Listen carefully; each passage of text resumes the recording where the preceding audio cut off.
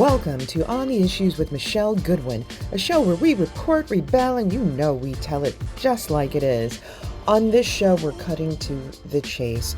We're joining you out of the studio, on the ground, to talk about some of the most critical issues facing us today, including the rule of law and what's happening at our United States Supreme Court in the backdrop of the Supreme Court taking on the Dobbs case. It's the case that involves the 15-week abortion ban imposed by the Mississippi legislature, signed into law by their governor, but was enjoined by Judge Carlton Reeves. The Supreme Court decided to take up that case, and on December the 1st, there were oral arguments held in that case. What's at stake now, not only in Mississippi, but potentially 26 other states and really the rest of the country? Joining me to unpack these issues and more are very special guests. We're on the ground and out of the studio for this episode, and we bring it to you in three parts. In part one, you're going to hear from Shannon Brewer. Shannon runs the last and only abortion clinic that remains in the state of Mississippi. I'm so grateful to my colleague Anoa Shanga, who did this reporting for us at Ms. On the Ground in Mississippi. In part two, I couldn't be more happy than to be joined by Renee Bracy Sherman. She's been hailed as the Beyonce of abortion storytelling. She's Chicago-born, Midwest-raised, an activist, a writer, and reproductive justice activist, some would even say warrior, who's committed to the visibility and representation of people who've had abortions. She does this in media and pop culture, and she helps them tell their stories.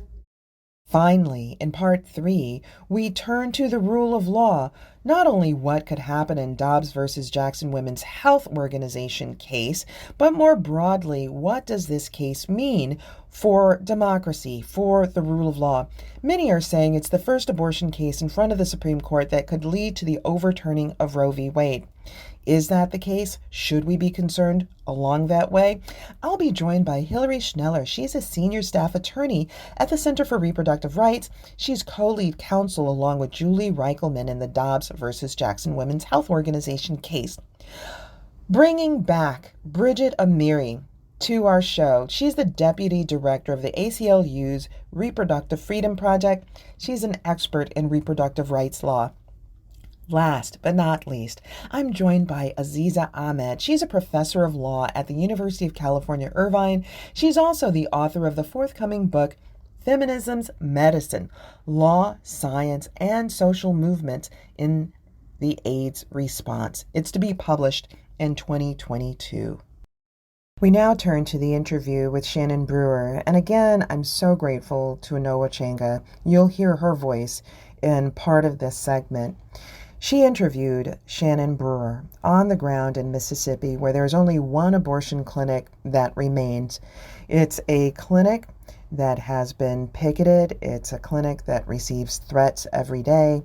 It's a clinic where people have to steel themselves against the kind of violence that exists outside of the clinic every day just to get this basic reproductive health care that's provided by the team of folks that work with Shannon Brewer.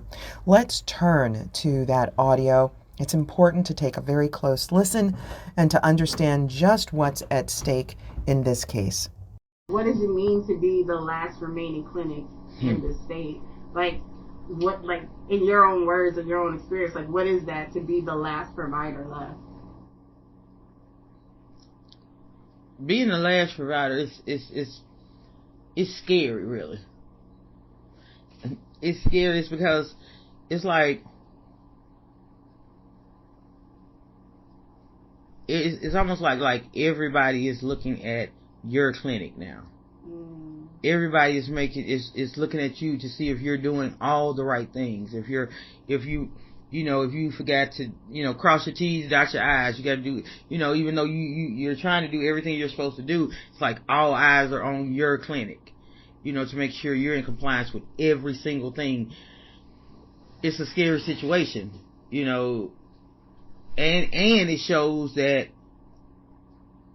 shows what they can get accomplished over time by chipping away little by little at these laws. They pretend like these little laws don't mean anything, but it's showing you that these little bitty laws that they've gotten passed over the years, this is the big impact that they have been trying to get accomplished the whole time. They just do it little by little. And now they've gotten it down to one clinic, and this is what they're trying to accomplish. And now they've gotten to the point where it could take this last clinic. Yeah, it's scary, honestly. Yeah. Mm-hmm. Yeah. What so just like with this, everyone's been talking about the 15-week abortion ban and the Supreme Court case. What is your feeling? Like, how are you thinking about, or do you even think about like these legal battles and stuff happening in the terms of the ability for the clinic to continue in providing care? Like right now? Just like between now and then, just looking forward. Yeah, I think about it because I have to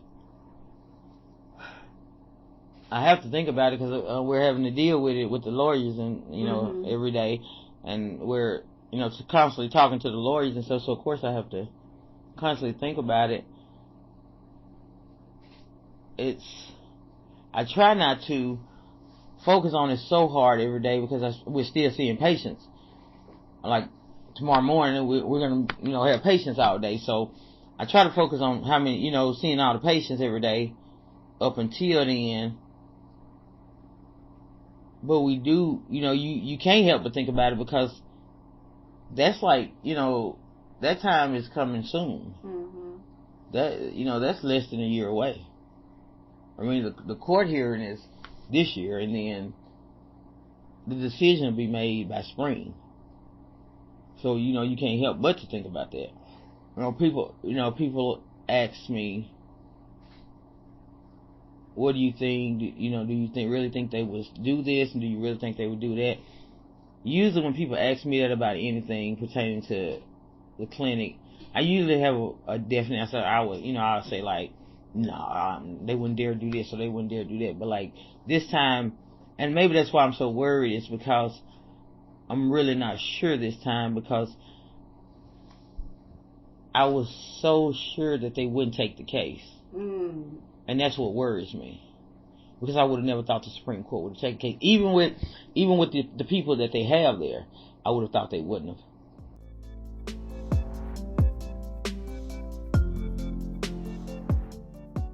We turn back now to our interview with Shannon Brewer. She's perplexed, as many people are, about the anti-abortion legislating taking place in states that have not shown a commitment to children after they are born, states that do quite poorly in education, in health care, in providing jobs and opportunities for people to really live out and to have that American dream. It's important to listen closely to what she's saying, because it really sets the stage for just what's at stake in these times. One thing I've learned is that our government of Mississippi don't seem to care about children once they're here. Everything that they vote for and against shows that they have no desire to uplift women or children once the child is here. They vote against anything that's going to help a child or a female once that child is here. Education is at an all-time low here.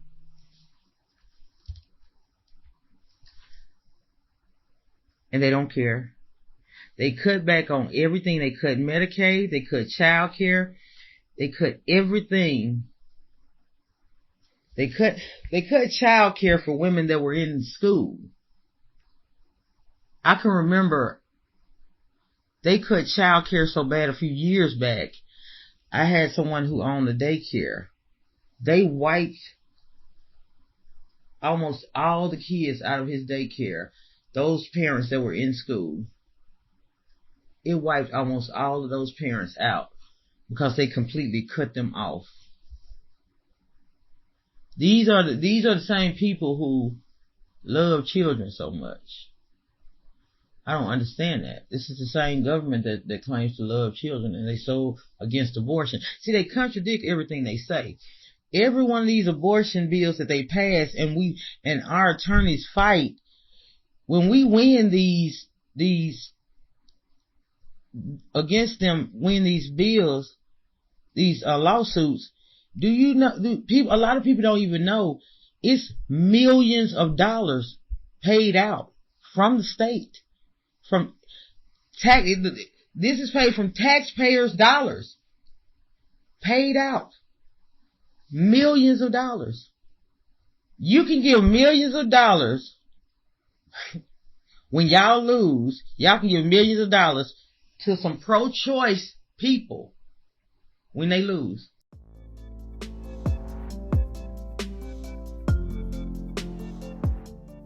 Shannon Brewer helps us to put into clear terms just what's at stake in Mississippi, but Mississippi's not alone. In part 2 of this episode, we turn to Renee Bracey Sherman. Renee has done incredible work on the ground, working with people to lift their own voices and to tell stories about abortion. Now, many people say people shouldn't have to shout their abortion or tell their abortion stories, and yet what Renee finds to be important is normalizing abortion as basic health care and bringing people outside of the closet so that they can feel comfortable in sharing who they are without stigma and stereotype and without punishment. I couldn't be more happy than to have spent time with Renee Bracey Sherman, and we share this with you right now. First, thanks for having me. It's so great to be here. You know, I love you and your radio voice. Back. Love it. So one of the things that we wanted to do, we've done these abortion storytelling briefs or amicus briefs that are sent to the Supreme Court with people's abortion stories before. So it's not the first one. But in the Dobbs versus Jackson Women's Health Organization, in that case, we really wanted to do a brief that illustrated the sheer volume of how many of us have had abortions, shared our stories, and are just like, no, we want access to abortion to remain. The anti-abortion side had already submitted their brief, which had, I believe, 375 people who've had abortions. Some of them were kind of anonymized stories and just people who regretted their abortions. And so my organization, We Testify, partnered with Advocates for Youth, our movement bestie organization. They also do storytelling work.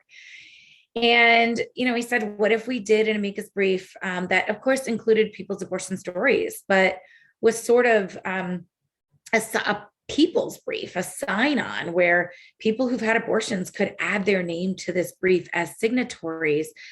And I believe a lot in like the work that I do in symbolism and all that. So it was a bit of a throwback, an ode to the Ms. Magazine, We Had Abortions letter that Gloria Steinem and a bunch of other folks who've had abortions when it was legal, that they all worked on. And so we thought, what if we did something like that? And, because of timing and everything was happening, we only had a week to get it together.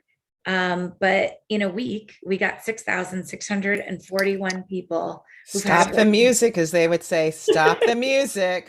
I know. You start off with 375, and it's like, oh, that sounds like so many. And in a week. Yeah, it was funny because our goal, I always said my goal was 376. I just wanted to have one more than the antis. And my philosophy in life and in my work is that under promise, over deliver. There you go. You're a baller. And within the first day, we hit the first number like just in the first couple hours, and we couldn't believe it. But to me, it really spoke to this political moment where people have just had enough and want to share their stories, that wanted to speak out.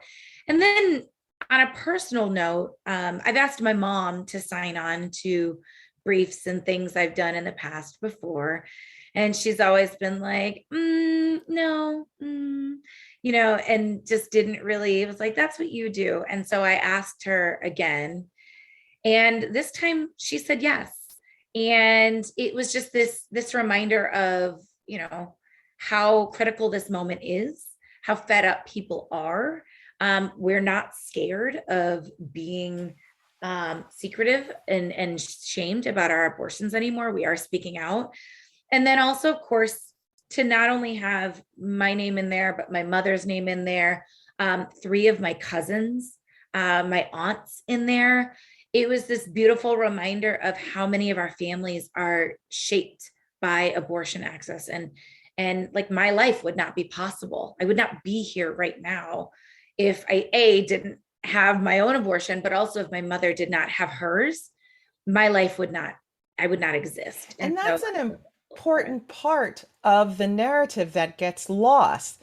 This idea that abortion, first of all, the misnomer, right? The very purposeful framing that abortions hurt women, that abortions are the risky health thing, rather than the sad reality in the United States, which is that if you try to carry a pregnancy to term, that's when you might die in the United States. The other thing is like the failure to understand that by people being able to make their own decisions with regard to abortions, that they end up being able to create healthy families, happy families. And that's one of the things that you're telling right now. Absolutely. I think, all of us deserve to be able to decide if, when, and how to grow our families on our own terms, in our own situations. And sometimes that is from an unintended pregnancy, and that's, normal, right? And sometimes that unintended pregnancy is not it. And so, you decide to have an abortion so that later on you can have an intended pregnancy, a planned pregnancy, or another unintended pregnancy where, like, actually, I think I can do it this time. And, or, my family's already complete. I already have children. And so I would like to have an abortion. And the majority of people who have abortions are already parenting. And so again, this is how we build or decide not to grow our families. And I think the antis have really done a number on the misinformation and the lies and the stigma to say that people who have abortions hate children, they don't want to be parents, all of those things. It's actually the exact opposite. It is that they love their children that they have, that they are like, this is what I want. I want to care for the ones that I already have. Or they say, I want to be in a place where I can parent to the best of my ability. And so this pregnancy is not it right now. And I definitely had a lot of antis for years would say, well, what if your mom had had an abortion? Well, guess what? My mom did have an abortion. And that's why I'm here telling you about yourself. That's why we're arguing, because she was able to access abortion care. I really appreciate what you're bringing to the table, because in law schools and in the case books and ultimately in the jurisprudence that results from courts taking on cases, identities often are stripped away. You don't really understand, it's not really presented, the kind of texture of people's lives and what they encounter and what they go through. And what you're describing is that there are families that have to make important decisions. There are women that make important decisions because I've got 2 kids or 3 kids. I don't get paid the wages that I deserve. I've got to figure out a way to take care of my kids in a way that's dignified so that my kids aren't taken away from me. Right. I have to be able to feed my kids. I have to be able to clothe my kids. I have to be able to put a roof over my kids' heads. And it all has to be reasonable to satisfy this government that could otherwise police me and take them away from me if I don't do it to the standards that this government determines.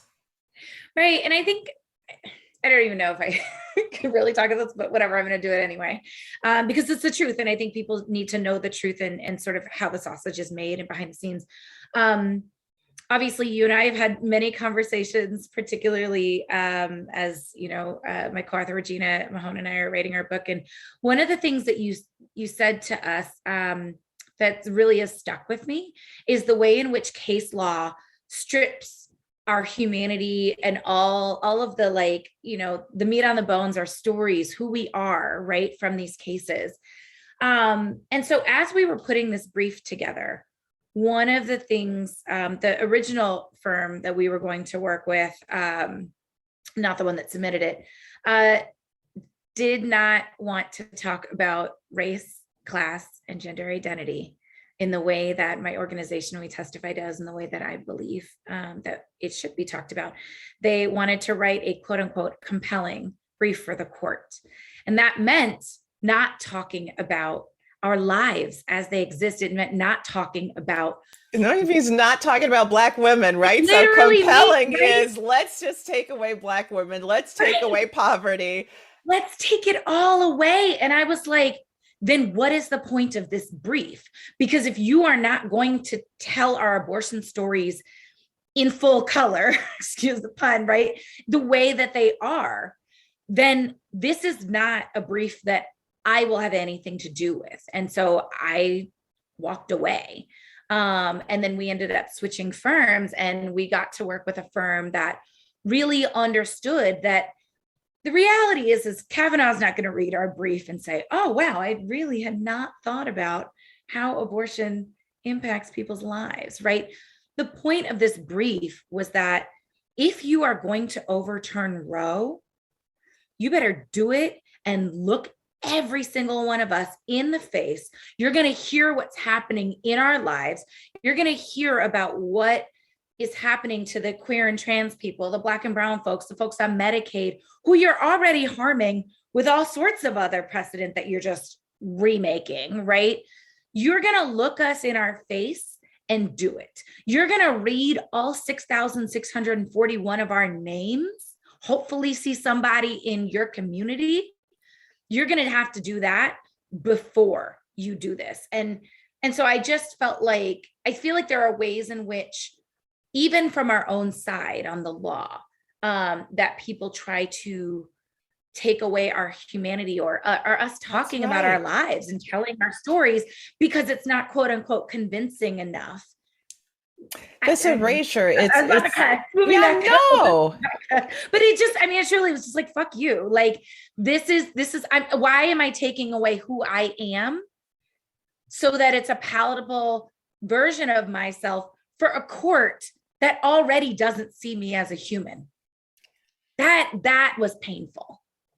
It remains painful, and it's the arc of history that takes us back to the very first interruption of indigenous lands here by the folks who came and then imported Black people to do the uncompensated labor here as enslaved persons, and this failure to recognize the humanity, the dignity, the personhood of Black women. Mm-hmm. And there is a thread that unites this from the very first till now. I mean, if the one thing that we can see across the various things that are illogical, inconsistent, and whatnot, has been the robbing of Black women of human dignity, autonomy, freedom, and liberty in this country as related to their reproductive health care. And it's undeniable. And just what you say now is that this is something that's important to recognize, not just within the anti-abortion space, but even amongst those who would claim our own friends. Exactly, that Black women are supposed to be silenced, that we're not supposed to talk about Fannie Lou Hamer and the infamous Mississippi appendectomies that were performed against little Black girls in Mississippi. They're not supposed to talk about Black women being coercively and forced sterilized. That we're not supposed to talk about what it means when Mississippi and Texas and other states have no exceptions for rape or incest in their anti-abortion laws, where there would be people of these movements that claim to care about personhood, but would deny that to 10, 11, 12-year-old girls who become pregnant because of an uncle, a brother, a cousin, or father. And it's part of what the power was and still is of the brief that you did, of the work that you do.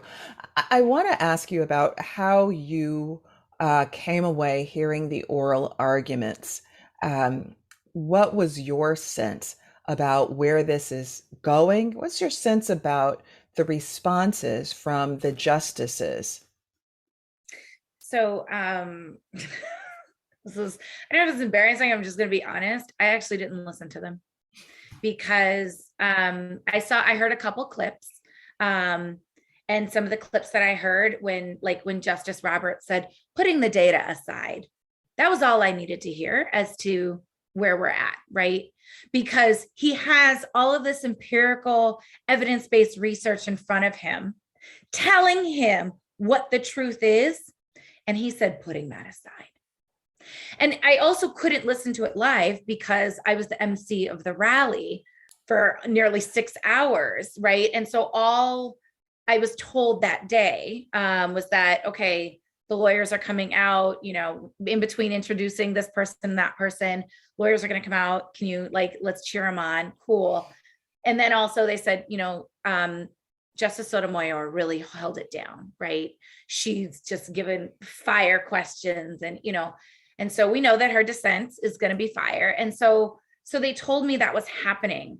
And I the thing is that everything was that I knew was going to happen. I knew, and then later heard that Justice Amy Coney Barrett was like, well, they could just give it up for adoption. Yeah, because that has literally been the anti-abortion talking points for decades. Because at the end of the day, if you don't believe that pregnancy is any sort of life-altering event, is actually an impact on someone's life, then of course you're like, yeah, just go through it, whatever. If you don't care that somebody needs paid parental leave, as all of our anti-abortion politicians don't believe, right? You don't care. So I don't know. I mean, might surprise, I haven't actually listened to it yet. And I will also be honest about the other reason I haven't listened to it yet is that this moment is really hard and painful. And I was very nervous leading up to hosting the rally. And again, I'm seeing it again. And the days after, I had to do a lot of media and I had to support storytellers. It was just a very emotionally exhausting. So I couldn't be in the place to listen to it yet. Right. I had to get whole and take care of my body first. So that was my priority. But what I had to hold on to, and I by listening to it, and I probably will, maybe a little, when I calm down a bit, I'm getting there. But what I wanted to hold on to and not ruin the moment with was I was holding on to the energy from the rally and the beauty of how many people who've had abortions were sharing their stories in op-eds, just talking at the rally, from the stage, right? All of this stuff. I wanted to hold on to that beauty and that energy because the reality is we know what's next.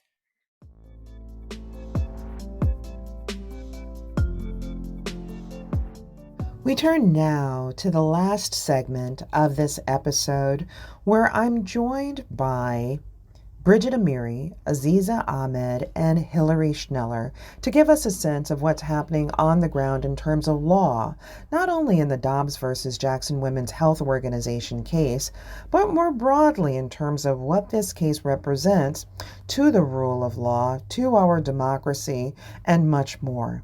Let's take a listen. Hillary, I want to start with you. Last week, you and Julie Rikelman were in front of the Supreme Court in the oral arguments involving the Dobbs case, which brings us to this specific podcast. What's your sense coming out of oral arguments about what we can expect from the court? Sure, and thanks for having me. I mean, I think it's always really hard to read tea leaves, and so I try to avoid doing that. But one of my big takeaways was that both Julie and the Solicitor General for the United States, who argued on our side as well, were able to get out every argument that we had planned to, right, about precedent, about the harm for pregnant people of taking away this right for the first time, taking away a fundamental constitutional right.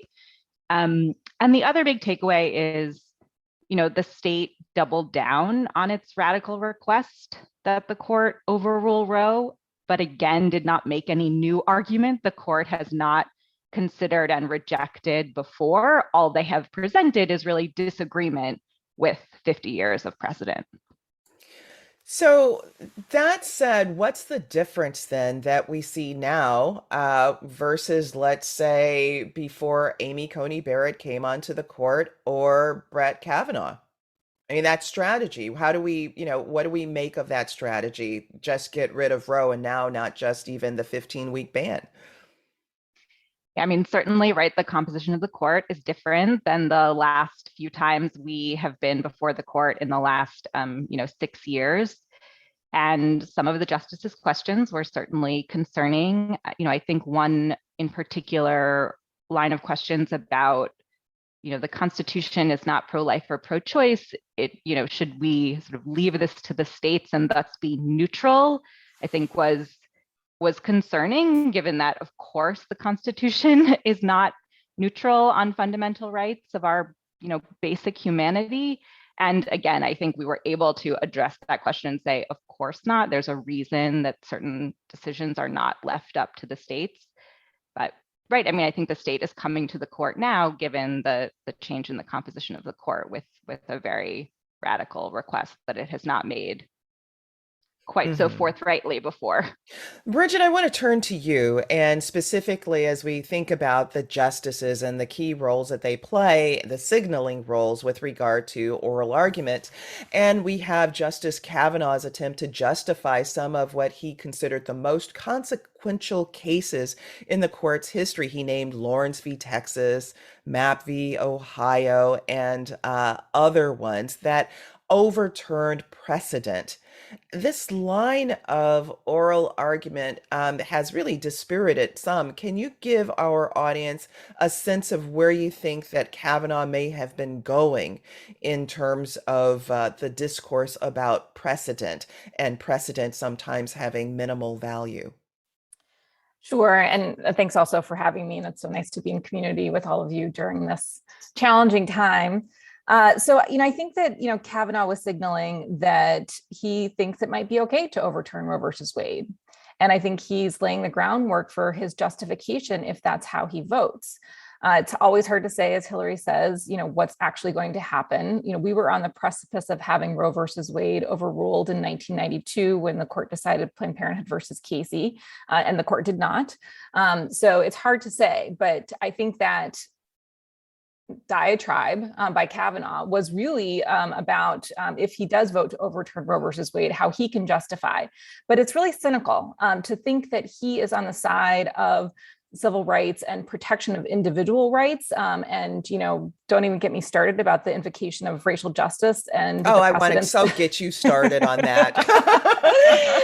It is so cynical for Justice Kavanaugh and other justices who we know don't support those individual rights and do not seek to protect racial justice in this country, to then invoke those as a way of justifying potentially taking away the right to abortion in this country. Mm-hmm. Aziza, I'd like for you to pick up on that too. It's not just Justice Kavanaugh, but also Justice Amy Coney Barrett then had particular matters to say with regard to adoption. Mm-hmm. Yeah, absolutely. Thanks, Michelle. Yeah, she made a pretty shocking argument that could made a pretty shocking, had a shocking line of questions actually in which she was basically making the point that because we have safe haven laws, and there's been a greater uptake of safe haven laws in the United States. And can you explain what safe haven laws are for people who don't know what that means? Sure, yeah. So basically what Amy Coney Barrett is doing is saying that because there is a way for a woman to carry her pregnancy to term, give birth, and safely leave that child, let's say at a fire station or in the hospital, essentially give the child up for adoption, that is equivalent to being able to have an abortion early in pregnancy, or at least pre-viability. And I think this was shocking to so many people, and reproductive rights advocates in particular, because she was basically saying that carrying a pregnancy to term is the same thing as having an abortion. And this is really where you see the power of the claim that the state is actually willing at some points, and that the court is actually entertaining the idea of essentially making women carry or be pregnant when they do not want to be pregnant. That there's essential forced pregnancy is an actual thing that's on the table in our current political moment. And so I'd like to open that up to both you, Hillary, and also Bridget about this question of forced pregnancy and Justice Amy Coney Barrett. What were your takeaways from the questions that she asked, and also what we could sort of take and intuit from what those questions were? Hillary, I'll start with you. Sure. I mean, so this is an argument the state briefly had in its brief, so it sort of didn't come completely out of nowhere, but her picking up on it was certainly interesting given the panoply of arguments, she could have picked up on from the state. Again, this framing about trying to separate out pregnancy and the burdens of parenting is something Casey considered. It talks about the two lines of decisions, that the right to abortion, the right to decide if, when, and how many children a person is going to have. So again, sort of not a new argument, but one that, I think is trying to, I mean, as Aziza was saying, say that, well, if we could just kind of clip off and separate out parenting, are you really only basing the right to abortion on the burdens of pregnancy to sort of try to narrow the basis for the right, which is just, again, you can't separate them out so easily. And the burdens of pregnancy would be enough anyway, right? So that was sort of an odd attempt to separate things out.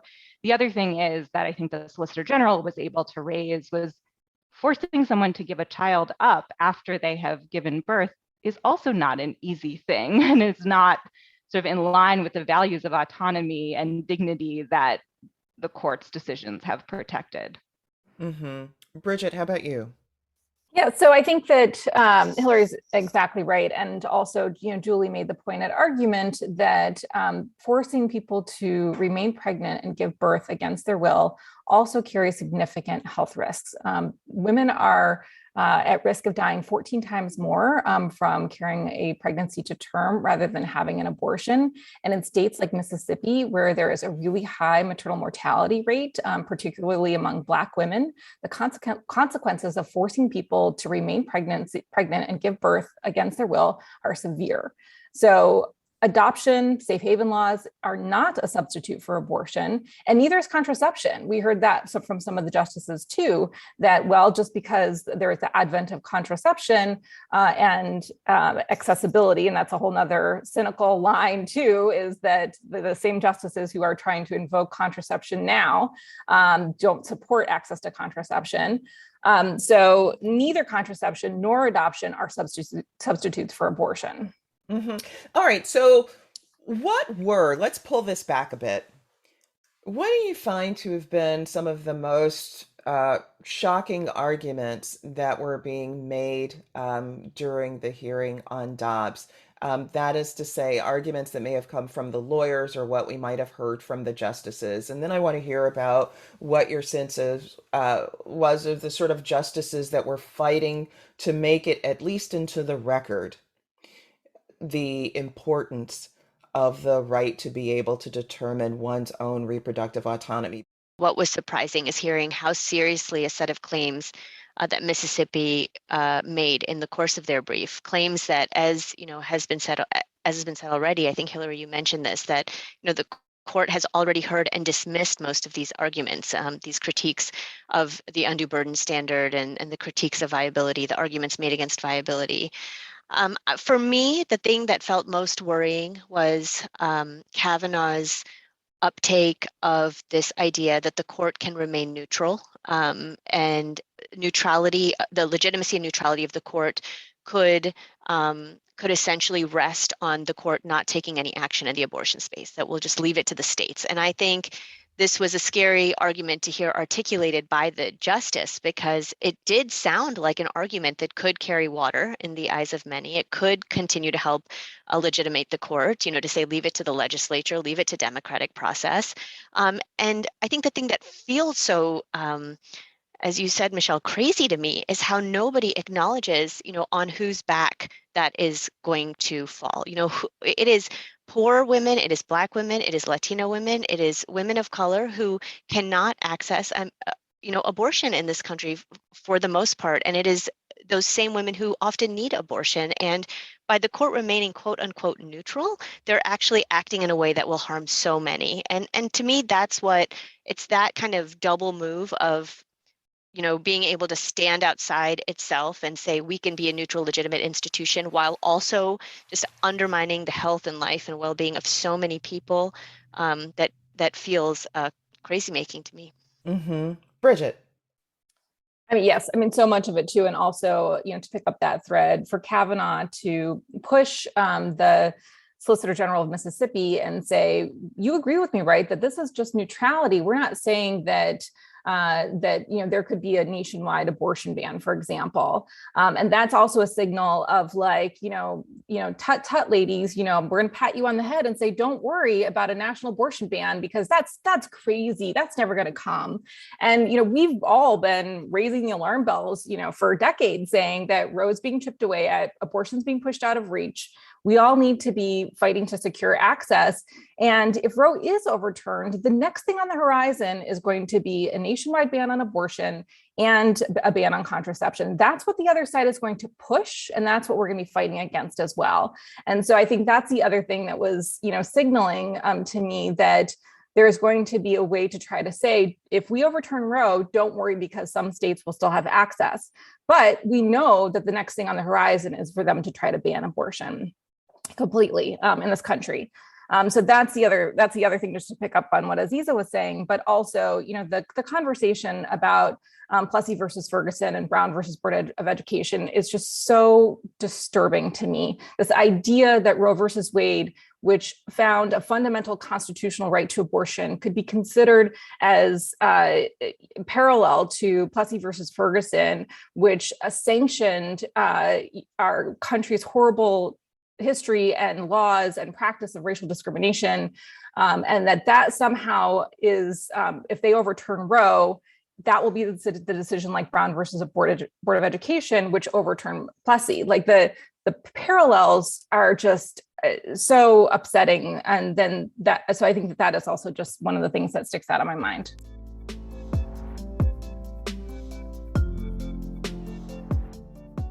Very recently, we did a show on violence, the histories of violence in the anti-abortion movement, which is something that doesn't necessarily get its public due from traditional media. I mean, we're talking about organized collectives that identify themselves and that have been connected to nearly 50 bombings of clinics in the last, since Roe v. Wade, numerous arsons, homicides, threats of homicide. In any other space, this would be considered terrorism. I mean, if there were organized movement in the United States that's responsible for killing people doing lawful things, for bombing clinics and other things like that, we would say there's a list, and there's a list in which we put organizations that pose this kind of threat.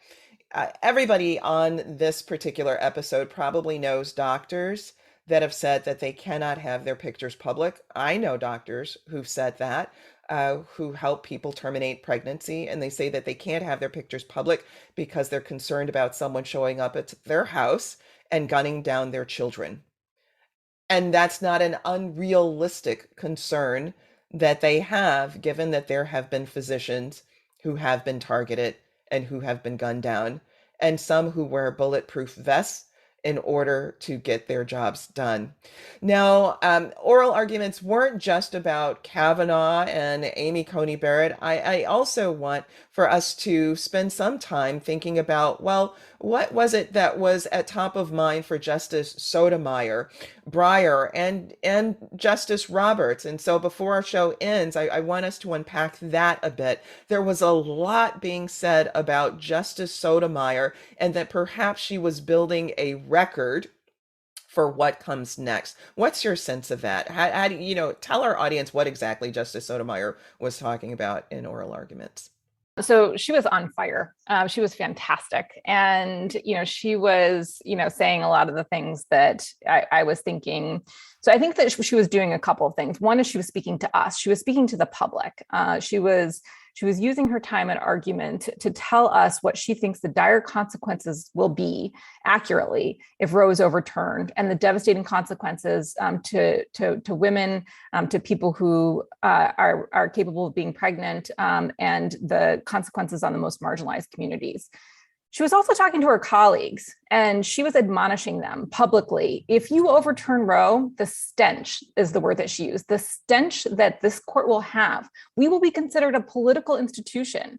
We will not have the respect of the public. We will lose the integrity that we have. And so that's the consequence to the institution. So both we should care about the people who will be affected if Roe is overturned, and we should care about how the court is viewed in the public eye.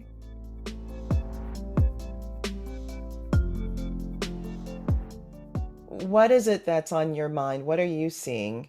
That's the vision, the next direction for us to go to. And Hillary, I'll start with you.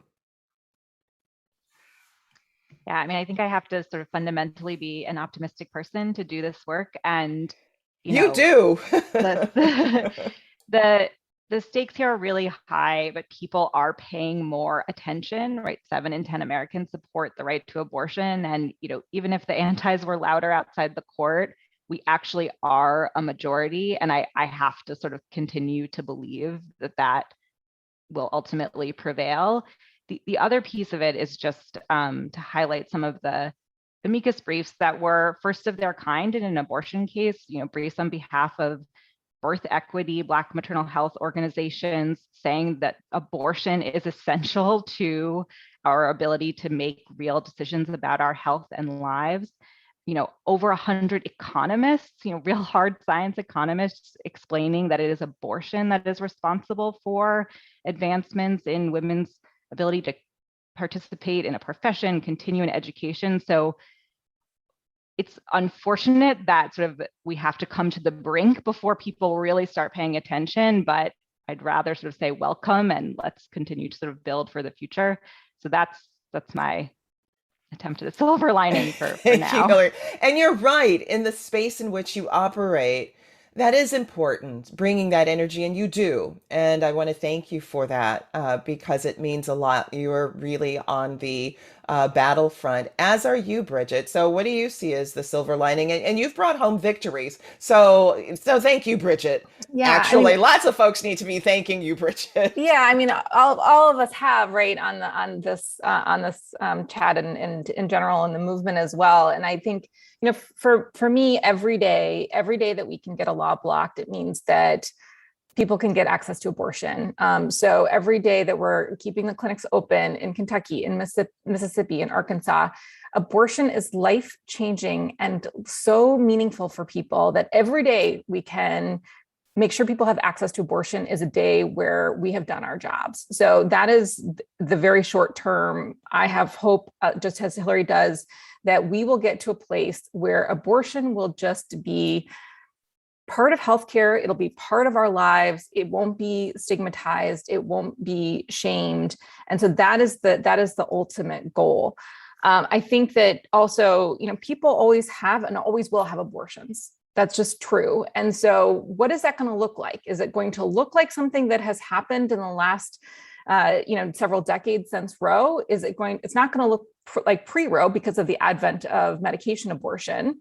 Is it going to look like new delivery services, systems for medication abortions? So I don't know exactly what it's going to look like, but it might transform, but we will do everything that we can to shape that new system and also support abortion funds and practical support organizations, the organizations that have already created the infrastructure to get people to abortions. And that's going to be a critical component of this too.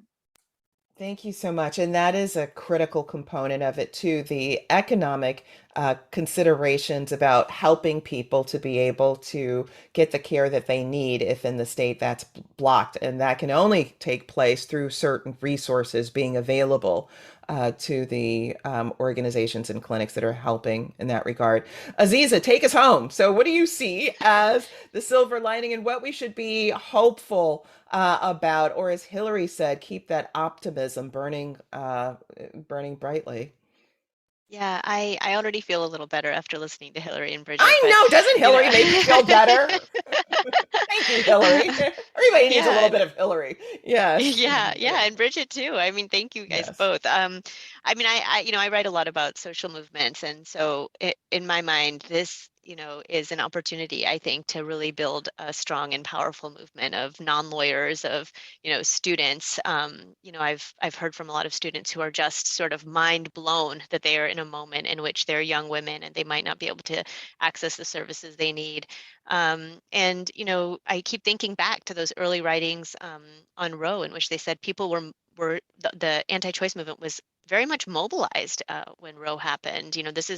These were some of the seeds were planted for what has become this very powerful movement that we are up against. And I think this is our opportunity now to really say we're going to take this back in our own hands, and we have a lot more people invested in this. And I think also it's an opportunity, for reproductive justice to play a central role in how we think about the future, for us to think about how we're going to broaden this movement. If this is going to be about democratic process, then we have to think about, the electoral system. We have to think about voting rights. And so there's a lot of opportunities. I think we just have to be creative and think big. Yes, and listeners, that's it for today's episode of On the Issues with Michelle Goodwin. We brought this episode to you out of the studio and on the ground. I want to thank my guests, Hillary Schneller, Bridget Amiri, Aziza Ahmed, Renee Bracey-Sherman, and Shannon Brewer, for joining us and being part of this critical and insightful conversation. And to our listeners, I thank you for tuning in for the full story. We hope you'll join us again for our next episode, where we will be reporting, rebelling, and telling it like it is. As usual, it will be an episode you will not want to miss. And for more information about what we discussed today, head to MsMagazine.com and be sure to subscribe.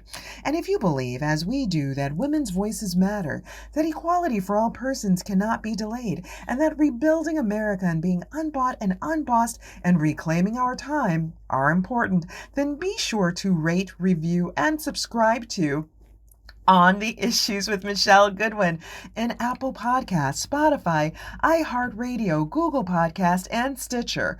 We are ad-free and reader-supported. Help us reach new listeners and bring the hard-hitting content you've come to expect by rating, reviewing, and subscribing. Let us know what you think about our show, and please support independent feminist media. Look for us at MsMagazine.com for new content and special episode updates. And if you want to reach us, to recommend guests for our show or topics that you want to hear about, then write to us at ontheissues@MsMagazine.com, and we do read our mail. This has been your host, Michelle Goodwin, reporting, rebelling, and telling it like it is. On the Issues with Michelle Goodwin is a Ms. Magazine joint production. Kathy Spiller and Michelle Goodwin are our executive producers. Our producers for this episode are Roxy Zoll and Oliver Hogg. Our social media intern is Lillian LaSalle. The creative vision behind our work includes art and design by Brandy Phipps, editing by Will Alvarez and Kyle Good, music by Chris J. Lee, and social media assistance from Lillian LaSalle. And we thank Anoa Shanga for her on-the-ground reporting. Stephanie Wilner provides executive assistance.